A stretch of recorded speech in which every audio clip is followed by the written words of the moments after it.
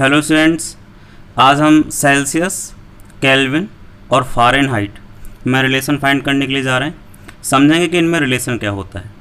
Students, सबसे पहले हम समझते हैं कि सेल्सियस, केल्विन और फ़ारेनहाइट तीनों ही तापमान यानी टेम्परेचर की यूनिट होती हैं। ठीक है, सेल्सियस को हम डिग्री सेंटीग्रेड से नोट करते हैं, कुछ इस तरह इसका सिंबल होता है। ठीक है, केल्विन को हम के से नोट करते हैं, कुछ इस तरह, और फ़ारेनहाइट को हम कैपिटल एफ से नोट करते हैं, कुछ इस तरह। ठीक है, तीनों के सिंबल कुछ ये हैं कि डिग्री सेंटीग्रेड या डिग्री सेल्सियस भी बोलते हैं इसको केल्विन बोलते हैं और इसको फ़ारेनहाइट बोलते हैं। ठीक है, और तीनों ही ये तापमान को मेज़र करते हैं यानी टेम्परेचर को मेज़र करते हैं। तो अब हम इनमें रिलेशन फाइंड करेंगे कि इन तीनों में क्या क्या रिलेशन होता है। सबसे पहले हम जान लें कि जब 0 डिग्री सेंटीग्रेड होता है यानी किसी भी ऑब्जेक्ट का तापमान 0 डिग्री सेल्सियस होता है, उस टाइम पर केल्विन कितना होता है? उस टाइम पर केल्विन होता है 273.15। ओके, लेकिन कैलकुलेशन में थोड़ी आसानी के लिए हम 0.15 को इग्नोर कर देते हैं, नेग्लिजिबल मान लेते हैं। ठीक है, तो 0 डिग्री सेल्सियस कितने के बराबर हो जाएगा? ये हो जाएगा 273, सिर्फ 273 केल्विन के बराबर। ठीक है, तो हमने क्या काम किया, हमने इस 0.15 को इग्नोर कर दिया, नेगलेक्ट कर दिया, तो हमारे पास 273 केल्विन हो गया। यानी 0 degree Celsius is equal to 273 kelvin के बराबर होता है। ओके, अब अगर हमें 0 डिग्री सेल्सियस को केल्विन में चेंज करना होगा तो हम क्या काम करेंगे, उसमें 273 ऐड कर देंगे।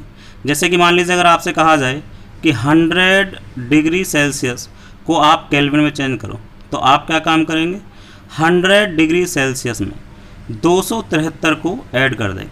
ठीक है, तो ये कितना हो जाएगा स्टूडेंट्स? ये हो जाएगा 373 केल्विन। कुछ इस तरीके से आपको डिग्री सेल्सियस को केल्विन में चेंज करना है। ठीक है, अब एक और एग्जांपल ले लेते हैं। मान लीजिए ये तो पहला एग्जांपल था हमारा, है ना। इसी तरीके से अगर हम दूसरा एग्जांपल लें तो दूसरा एग्जांपल क्या बनेगा, मान लीजिए कि 40 डिग्री सेल्सियस को आपको किस में चेंज करना, केल्विन में चेंज करना है। तो 40 डिग्री सेल्सियस को केल्विन में चेंज करने के लिए आपको इसमें 273 ऐड कर देना है। ठीक है, तो ये कितना हो जाएगा, देखिए ये हो जाएगा 3। ठीक है, 7 4 11 का 1 कैरी 1 2 और 1 3, तो ये हो जाएगा 313 केल्विन के बराबर। ओके स्टूडेंट्स, चलिए अब एक और एग्जांपल ले लेते हैं, तीसरा एग्जांपल। ओके, हम इसमें देखेंगे, मान लीजिए कि आपको दिया हुआ है 60 डिग्री सेल्सियस। ठीक है, 60 डिग्री सेल्सियस को आपको किस में चेंज करना, केल्विन में चेंज करना। तो आप क्या काम करेंगे, 60 में आप 273 को ऐड कर लीजिए, 60 में आप 273 को ऐड कर लेंगे। ओके, चलिए अब इनको ऐड करते हैं। तो जब आप इनको ऐड करेंगे तो कितना हो जाएगा, देखिए 3। ओके, 3 में 0 को ऐड करेंगे, 7 में 6 को ऐड करेंगे, 7 6 13, 13 का 3 हासिल 1 2 और 1 3।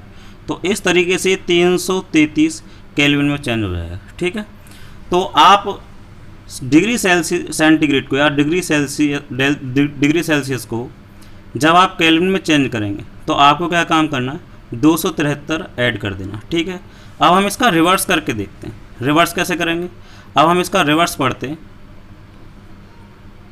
रिवर्स कैसे करेंगे, रिवर्स में अगर आपको ये 4th एग्जाम्पल मान लेते हैं, चलिए अगर आपको केल्विन को सेल्सियस में चेंज करना हो, मान लीजिए कि आपको दिया हुआ 400 केल्विन दिया हुआ है और आपको सेंटीग्रेड में डिग्री सेल्सियस में इसे चेंज करना है, तो हमें ध्यान रखना कि जब आप डिग्री सेल्सियस को केल्विन में चेंज करेंगे तो 273 आपको ऐड कर देना है। ठीक है, लेकिन जब आप केल्विन को सेल्सियस में चेंज करेंगे तो इसका उल्टा कर देना है, मतलब आपको 273 माइनस कर देना है। ठीक है, जब आप 273 माइनस करेंगे जरा कितने बचेंगे, देखिए 10 में से 3 गए तो यहाँ पर 7 बचेंगे।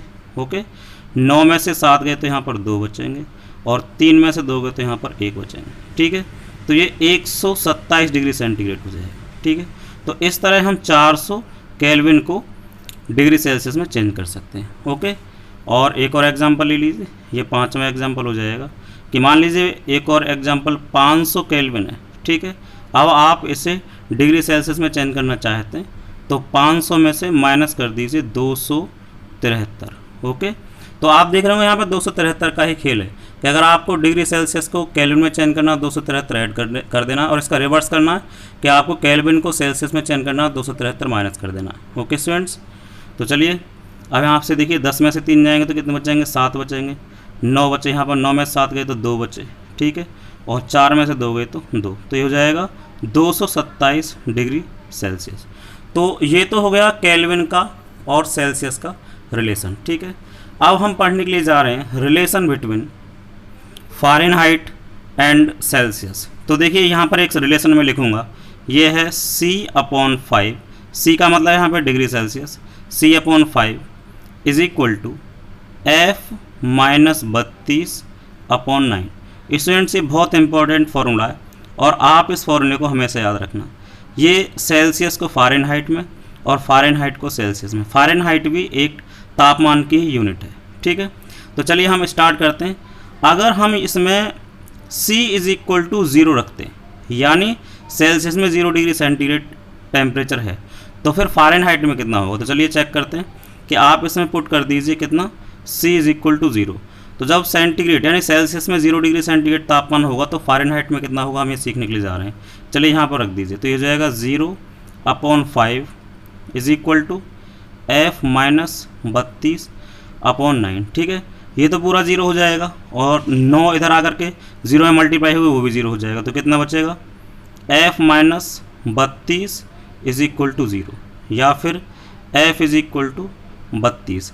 यानी जब सेल्सियस में 0 डिग्री सेंटीग्रेड टेम्परेचर होगा उस टाइम पर फ़ारेनहाइट कितना होगा, 32 फ़ारेनहाइट होगा, ठीक है। बस इस तरीके से आपको बड़ी आसानी से ये सारे क्वेश्चन सोल्व कर लेने हैं, ठीक है। चलिए हम एक एग्जांपल और लेते हैं। ये तो था पहला एग्जांपल इसमें, ठीक है। अब हम दूसरा एग्जांपल लेते हैं। दूसरा एग्जांपल क्या होगा, चलिए हम पुट करते हैं कि put C is equal to 10, यानी 10 डिग्री सेल्सियस। 10 डिग्री सेल्सियस को आपको फ़ारेनहाइट में चेंज करना है, तो आप इसी फॉर्मूले में, आप इस फॉर्मूले को मत छोड़िए, इसी फॉर्मूले से सारा हो जाएगा। तो यहाँ पर आप रख लीजिए 10/5, okay, is equal to F -32 और अपॉन 9, ठीक है। 5 से आप इसे काटिए, 5 दूनी 10, तो इधर से हो जाएगा 10 और इसी क्रॉस मल्टीप्लाई करें तो कितना हो जाएगा, 9 दूनी 18, 18 इज इक्वल टू F -32। चलिए इसे इधर कर लेते हैं सोल्व। तो F को तो हम एक तरफ छोड़ेंगे, F को आप एक तरफ छोड़िए और 32 को इधर ले जाइए, तो 32 और प्लस 18, ठीक है। तो ये हो जाएगा F इज इक्वल टू, अब F इज इक्वल टू 18 और 32 को हम ऐड कर देंगे तो कितना हो जाएगा, ज़रा देखिए, 18 और 32 हो जाएगा 50। यानी जब 10 डिग्री सेल्सियस होगा तो फ़ारेनहाइट कितना होगा, 50 फ़ारेनहाइट होगा। ओके स्टूडेंट्स, तो इन दोनों में कितने का अंतर रहता है, इन दोनों में आप देख रहे होंगे कि जब हमने C इज इक्वल टू 0 रखा तो हमारा F इज इक्वल टू 32 निकल कर आया था, ठीक है। इसका मतलब जब हम C की वैल्यू कम रखते हैं तो F इज इक्वल टू ज़्यादा निकल करके आता है। जैसे कि यहाँ पर हमने C इज इक्वल टू 10 रखा था, ठीक है, तो 5 2 10 और 9 दूनी 18 और इधर हमने ये ऐड कर दिया तो 32 + 18 इज इक्वल टू 50, ठीक है। इस तरीके से हम C और F में रिलेशन फाइंड मतलब कर सकते हैं। ये हमारा रिलेशन है। हम यहाँ से C की वैल्यू अगर हमें दे रखी है तो हम F की वैल्यू निकाल सकते हैं, और अगर हम F की वैल्यू दे रखी हुई तो हम C की वैल्यू निकाल सकते हैं, ठीक है स्टूडेंट्स। तो इस तरीके से हम केल्विन को डिग्री सेंटीग्रेड में, डिग्री सेंटीग्रेड को केल्विन में, ठीक है, और सेल्सियस को फ़ारेनहाइट में या फिर फ़ारेनहाइट को सेल्सियस में चेंज कर सकते हैं। ओके स्टूडेंट्स, अब आप ये कहेंगे कि केल्विन को क्या हम फ़ारेनहाइट में चेंज कर सकते हैं। हाँ स्टूडेंट्स, केल्विन को हम फ़ारेनहाइट में चेंज कर सकते हैं। उसके लिए पहले आप केल्विन को सेल्सियस में चेंज कर लीजिए और सेल्सियस की वैल्यू फिर यहाँ पर रख लेना, ठीक है ना। तो बड़ी आसानी से वो चेंज हो जाएगा। इस तरीके से हमारे आज का टॉपिक था। कल नए टॉपिक के साथ फिर से मिलेंगे स्टूडेंट्स। आई होप कि समझ में आ गया होगा आपके, ठीक है। Thank you students.